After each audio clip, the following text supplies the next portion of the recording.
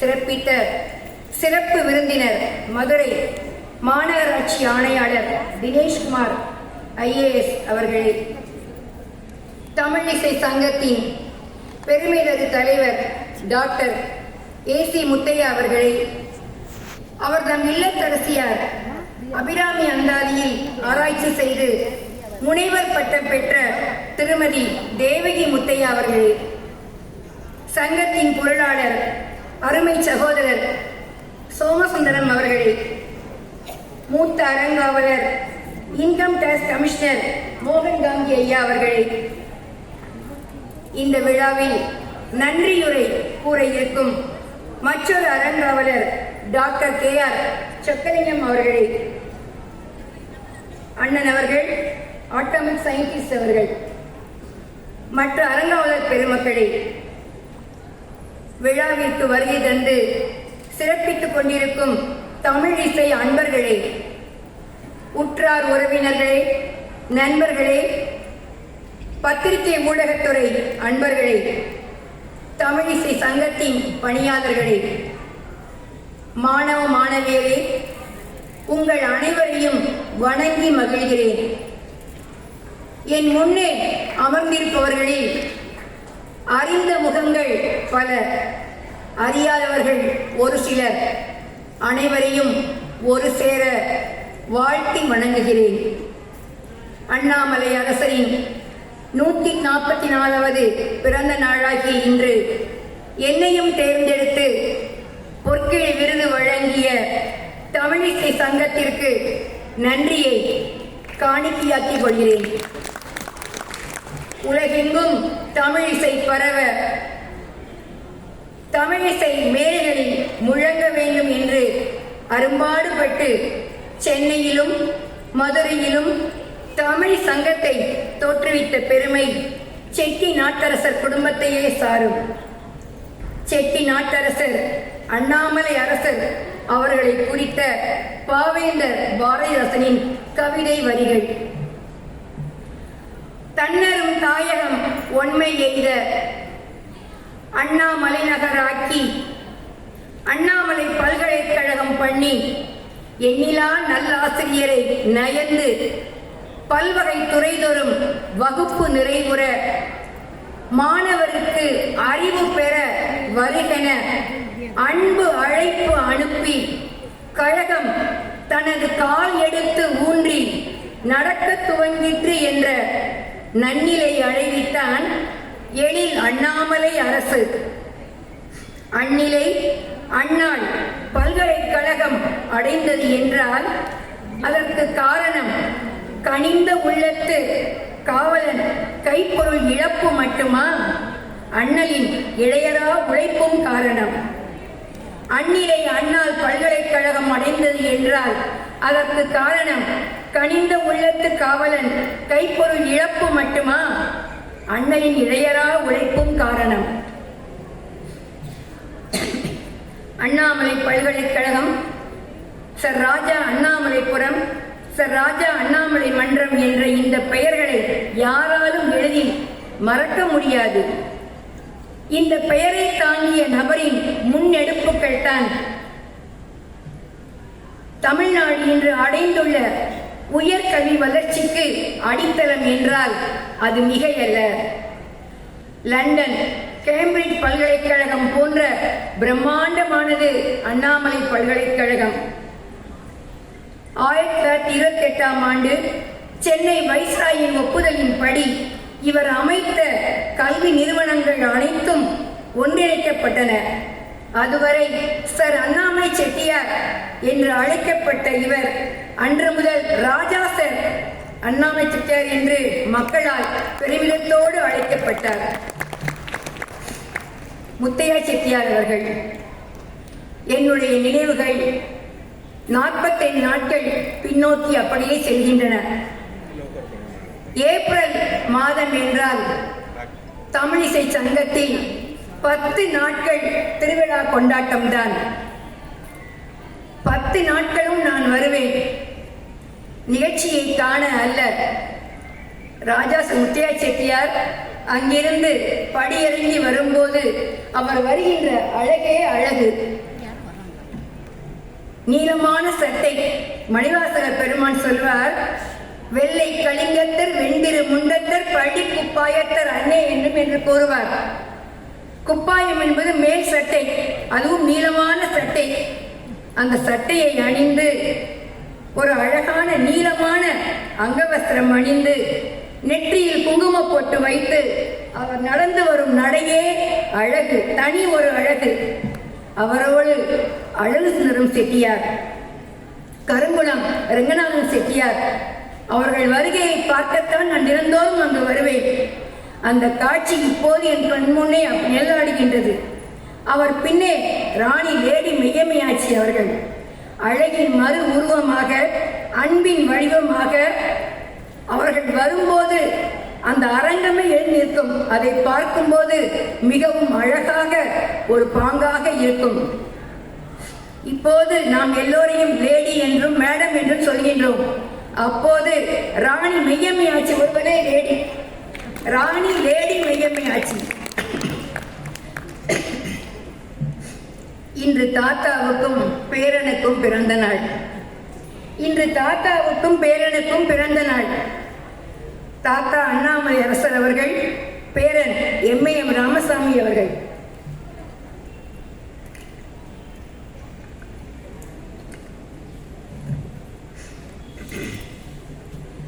தாத்தா அண்ணாமலை அரசர் அவர்கள், பேரன் எம்.ஏ.எம். ராமசாமி அவர்கள். எம்.ஏ.எம். ராமசாமி அவர்கள் காலத்தில் மதுரை தமிழிசை சங்கம் சீரும் சிறப்புமாக பீடு நடை போட்டுக் கொண்டிருந்தது. இந்த மேடையை ஏறாத கலைஞர்களே இல்லை. எவ்வளவு கலைஞர்கள், ஆயிரக்கணக்கானோர். பரதநாட்டியம் அரங்கேற்றம் செய்வதற்கு ராசியான மன்றம் இந்த ராஜா முத்தையா மன்றம். குமார் ராஜா முத்தையா அவர்களோடு என் தந்தையார் நெருங்கி பழகும் நட்பு கொண்டவர்கள். 4 நாட்களுக்கு முன்பு தனது 90வது பிறந்த நாள் விழாவை சீரும் சிறப்புமாக கொண்டாடிய குமாராணி டாக்டர் மீனா முத்தையா அவர்களை வணங்கி மகிழ்கிறேன். இந்த மேடையில் பதிவு செய்ய வேண்டிய ஒரு சுவாரஸ்யமான செய்தி. எம்ஜிஆர் அவர்களின் மிக பிரம்மாண்டமான தயாரிப்பு பிளாக் பஸ்டர் படம் உலகம் சுற்றும் வாலிபன். அந்த படம் வெளிவருவதற்கு பல்வேறு இடையூறுகள், பல்வேறு தடைகள், அத்தனையும் முறியடித்து படம் வெளிவந்து தமிழ் திரைப்பட உலகில் வரலாற்றில் புதிய சாதனை படைத்தது. நான் ஏன் இந்த செய்தி இங்கு கூறுகின்றேன்? இதற்கும் நமது மோகன் காந்தி ஐயாவுக்கும் ஒரு தொடர்பு உண்டு. படத்திற்கு அனைத்து சான்றிதழும் கிடைத்துவிட்டன. ஆனால் ஒன்றே ஒன்று மட்டும் பெறப்படவில்லை. அது income tax clearance certificate.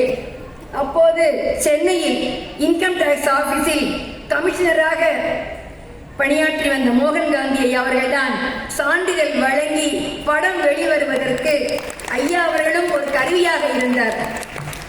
MGR அவர்களோடு நேரடி தொடர்பு இருந்தவர் ஐயா அவர்கள்.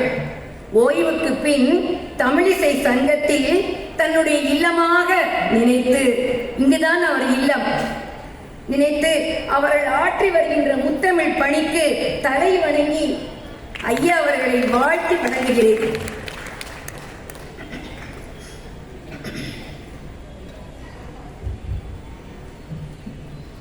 படித்துறையில் குழந்தை அழுதது. பெற்றோர் அந்த குழந்தையை படித்துறையில் விட்டுவிட்டு குளத்தில் நீராட சென்று விட்டார்கள். குழந்தை அம்மாவை அப்பாவையும் தேடுகின்றது. இருவரையும் காணோம். விடாது அழுகை. சிவபெருமான் பார்த்தார். உமையம்மையை அழைத்து, நீ போய் அந்த குழந்தைக்கு பசிக்கிறது போல இருக்கின்றது, நீ சென்று அந்த குழந்தைக்கு பால் கொடுத்து வா என்று சொல்கின்றார். நீ போ, நான் பின்னாடியே வருகிறேன் என்று சொல்கின்றார். 2 பேருமே போறாங்க. அந்த குழந்தைக்கு ஞானப்பால் கொடுத்தவர் அந்த குழந்தை ஞானசம்பந்த பெருமான். ஞானசம்பந்த பெருமானுக்கு ஞானப்பால் கொடுத்ததனால் அந்த குழந்தை சிவனுடைய அடையாளங்களை காட்டியது. தோடுடைய செவியன் விட ஏறியோர் மதிசூடி காடுடைய சுடலை பொடி பூசியன் உள்ளம் கவர்கள்வன் என்ற அழகாக அடையாளங்களை காட்டியது. நான் ஏன் இங்கு சொல்கின்றேன் என்றால், திருமுறைகள் நம்முடைய வாழ்வை, நம்முடைய மனதை பக்குவப்படுத்துகின்றன. மூவர் பாடிய தேவாரம், ஞான சம்பந்த பெருமான், நாவுக்கரசர், சுந்தரமூர்த்தி நாயனார் ஆகியோர் பாடிய தேவாரங்கள் சிவபெருமானுடைய அருளையும் கருணையும் இந்த பக்தி உலகத்திற்கு எடுத்துக்காட்டின. அம்மா அப்பா குளிக்க சென்றார்கள், அவர்கள் திரும்பி வந்தார்கள், குழந்தையை பார்த்தார்கள். குழந்தை வாயில் பால் வடிந்து கொண்டு இருந்தது. ஒரு பக்கம் கடைவாயில பிள்ளைக்கு வடியும் இல்லையா, பால் கொடுத்த அந்த மாதிரி அந்த பிள்ளையுடைய வாயில் பால் வடிந்து கொண்டிருந்தது. அப்பாவுக்கோ சரியான கோபம். கையில் கம்பு ஒன்றை எடுத்துக்கொண்டு, உனக்கு யார் பால் கொடுத்தது என்று அதட்டி கேட்டவுடன் அந்த குழந்தை சற்றும் எதிர்பாராமல், தந்தை சற்றும் எதிர்பாராமல் அந்த கோயிலுடைய சுற்றுச்சுவர் அங்கே இருந்த சிற்பத்தை அப்படியே காண்பித்தது. விடையேறியோ தூவெண் மதிசூடி என்ற அடையாளங்களை கொண்டு அந்த சிற்பம் சிவனது அருளையும் உமையம்மையினுடைய ஞானப்பாலையும் ஒரு சேர பெற்ற குழந்தை சிவனுடைய அடையாளங்களை அப்படியே காட்டியது. அட்ட வீரட்டம் நாவுக்கரசர். முதலில் நான் தேவார வகுப்புக்கு இங்கேதான் வந்தேன் படிக்கிறதுக்காக. என்னுடைய தந்தையார் தான் இந்த வகுப்புலாம் இருந்து ஆரம்பிச்சு வச்சாங்க. நானும் வந்தேன். முதல் வகுப்பு ஐயா மோகன் காந்தியா இருந்தாங்க. எங்க ஒரு பாட்டு பாடு அப்படின்னாங்க, தேவாரத்தில் ஒரு பாட்டு பாடு அப்படின்னாங்க. நான் தேவாரம் ஒரு 10 பாட்டு கந்தசாமி ஓதுவார்ட்ட நான் படித்தேன். முதல்ல அந்த பாட்டு எனக்கு ஞாபகம் வந்தது. நான் கூற்றாயினவாறு அந்த பாட்டு படித்தேன். அந்த பாட்டு ஐயா அடுமணியோடு நான் இங்கே பாடுகின்றேன். கூற்றாயினவாறு விளக்ககிலீர் கொடுமை பல செய்தன நான் அறியேன், ஏற்றாயடிக்கே இரவும் பகலும் பிரியாது வணங்குவன் எப்பொழுதும், தோற்றாதின் வயிற்றின் அகம்படியே குடரோடு துடக்கி முடக்கிட ஆற்றேனடியே அதிகை கெடில வீரட்டான துறை அம்மானே என்று இந்த பாட்டை பாடிட்டு கையை கட்டி அப்படியே வாய் போத்தி நின்னேன். ஐயா வந்து தட்டி கொடுத்து நல்லா பாடுறம்மா அப்படின்னா, அது இன்னும் எனக்கு காதில் அப்படியே உழைத்துக்கொண்டே இருக்கிறது. அட்ட வீரட்டம் சொன்னேன். திருக்கண்டியூருக்கு சென்ற போது எனக்கு எந்தவித மாறுதலும் ஏற்படவில்லை. அடுத்து திருவிற்குடி, திருப்பரியலூர், திருக்குறுக்கை, திருக்கோவலூர், திருக்கடையூர், திருவழுவூர், இப்படி எல்லா ஊருக்கும் சென்ற போது இதெல்லாம் அட்ட வீரட்ட தலங்கள். எனக்கு எந்த ஒரு மாறுதலும், என்னுடைய மனதில் எந்தவித உணர்ச்சியும் எண்ணமும் எழவில்லை. ஆனால் திருவதிகை கெடில ஆறு ஓடுகின்ற அந்த தலம், அந்த திருவதிகை அந்த ஊருக்கு பேருந்தில் சென்று நான் கால் வைத்து இறங்கிய போது என்னுள் அப்படியே ஒரு உணர்ச்சி பிரவாகம். ஏனென்றால் இந்த பாடலை மட்டுமே நான் சிறு வயசில் பாடிக்கிட்டே வந்துகிட்டு இருக்கேன். என்னுடைய தந்தையார் சொல்லிக் கொடுத்த பாட்டு. வயிற்றில் உபாதை ஏற்படுகின்றதா, இந்த பாடலை பாட வேண்டும் என்று சொல்லி அவர் கற்றுக் கொடுத்த பாடல். நாவுக்கரசருக்கு சமண சமயம் மீது ஒரு பற்று. திலகவதி அம்மையாரோ சைவ சமயம். எப்படியாவது தன்னுடைய சகோதரரை சைவ சமயத்துக்கு மாற்ற வேண்டும் என்று ஆவல் கொண்டிருந்தார். திலகவதியார் திருவதிகையில் இறைவனை பாடி பரவி நாவுக்கரசரை, வாக்கீசர்னு அவருக்கு பேர், அவரை எப்படியாவது மாற்ற வேண்டும் என்று வேண்ட சிவபெருமான் அவருக்கு தீராத வயிற்று வலி கிடையாது, சூளை நோய். வயிற்று வலியை விட பெரிய நோய் அந்த சூளை நோய். அந்த பாட்டிலே பாடுறாரு, குடலோடு துடக்கி முடக்கி இடன் பாடுறாரு. அப்படியே குடலோடு சேர்த்து பிடிச்சி இறுக்கி பிடிச்சி வலிக்குதான் அந்த வலி அவருக்கு. அது அழகா பாடுறாரு. எப்படியாவது மாற்ற வேண்டும் என்று கேட்டதுனால அந்த சூளை நோயை அவர் கொடுக்கின்றார் சிவபெருமானுக்கு. சிவபெருமான் கொடுக்கின்றார். அவருடைய குறிப்பு போலவே நாவுக்கரசருக்கும் அந்த நோய் அவருக்கு வந்துவிட்டது. எப்படியாவது தீர வேண்டும். திருப்பி போய் அக்கா காலையே போய் விழுந்துறார். எனக்கு வந்த இந்த சூளை நோய் எனக்கு என்னை விட்டு போக வேண்டும், என்னை விட்டு நீங்க வேண்டும் என்று சொல்ல தமக்கையார் சொல்கிறார், நீ நேர திருவதிகைக்கு போங்க, அங்கு சென்று உன்னுடைய நோய் தீர அவரிடம் வேண்டிக்கொள் என்று சொல்லும் போதுதான் அவர் பாடிய பாடல். இன்றும் தங்கள் எல்லாருக்கும் வயிற்று வலி வந்தால் இந்த பாடல் நீங்கள் பாடலாம், கண்டிப்பாக உங்க நோய் தீர்ந்துவிடும். கூற்றாயினவாறு என்ற பாடல். பரரு சலம்பூவோடு தூபம் மறந்தறியேன், தமிழோடிசை பாடல் மறந்தறியேன், நலம் தீங்கிலும் உன்னை மறந்தறியேன் சொல்றாரு. நம்மெல்லாம் இன்பமா மகிழ்ச்சியா இருந்தா சாமியை நினைக்கவே மாட்டோம். துன்பம் வரும்போதுதான் போய் கோயிலுக்கு போறது, போய் அப்படியே கீழே சாஷ்டாங்கமா கீழே வந்து எப்படியாவது என்னை காப்பாத்துன்னு வேண்டது. இன்பத்தில் இருக்கும் போது நம்ம போறதே இல்லை. அவர் பாடுறாரு, நலம் தீங்கிலும் உன்னை மறந்தறியேன், உன்னாமம் என்னாவில் மறந்தறியேன், உலந்தார் தலையில் பலி கொண்டுழல்வாய், உடலுள்ளொரு சூளை தவித்தருளாய். உடலுக்குள்ள வயிறு இருக்கு. வயிறு தான் ரொம்ப முக்கியமான பகுதி. நம்ம சாப்பிட்ற சாப்பாடெல்லாம் அந்த வயிற்றுக்குள்ள தான் போகுது. அந்த வயிறு ஏற்றுக்காது அதனுடைய இஷ்டம். பரல் உடலுள்ளொரு சூளை தவித்தருளாய், அலந்தேன் அடியேன் அதிகை கெடில, வீரட்டான துறை அம்மானே. அழகா பாடுறாரு. அவருக்கு வந்த சூளை நோய் அப்படியே அவரை விட்டு நீங்கி விட்டது. சைவ சமயத்துக்கு மாறி அவருடைய கருணையை நினைத்து தேவார பதியங்கள் அப்படி ஒரு பாடும்போதே அவ்வளவு இனிமையான பதியங்களை பாடிக்கொண்டிருக்கின்றார் சுந்தரமூர்த்தி நாயனார். திருப்புகழூர் தலம். இந்த இடத்துல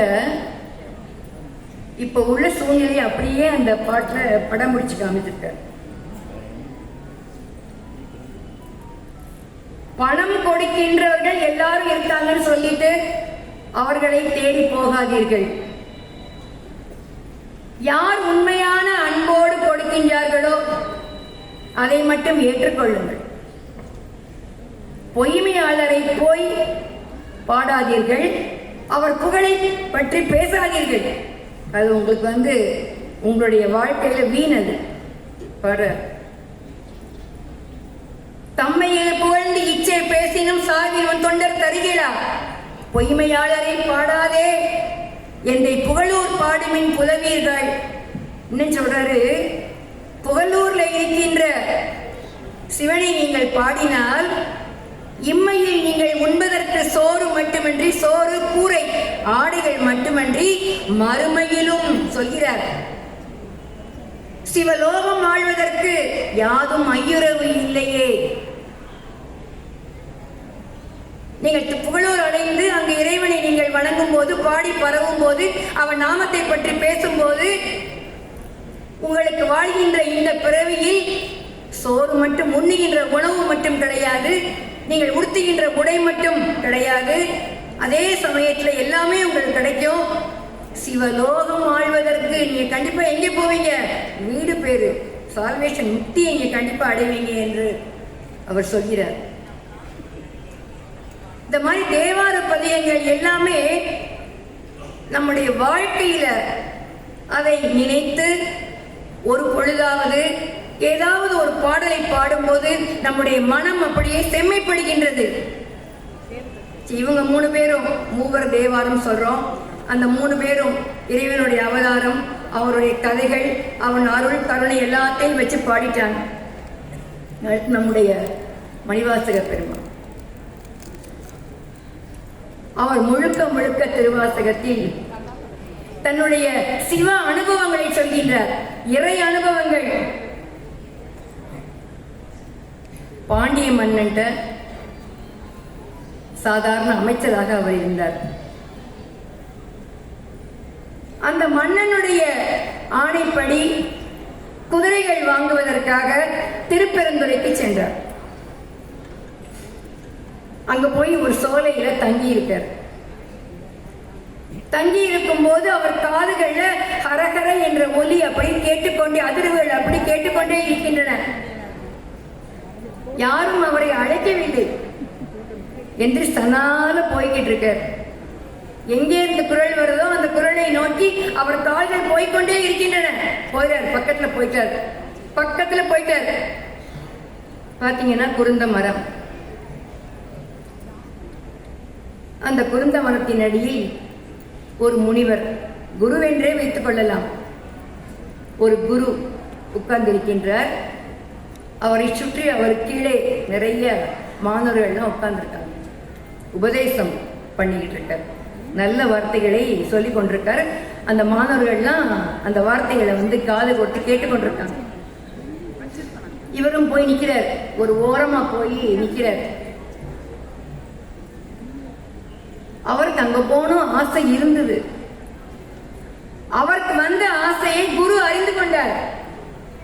குரு அறிந்து கொண்டு அவரை பார்த்து கையை வச்சு கூப்பிடுறார், நீ வா பக்கத்துல வா என்று கூப்பிடுறார்.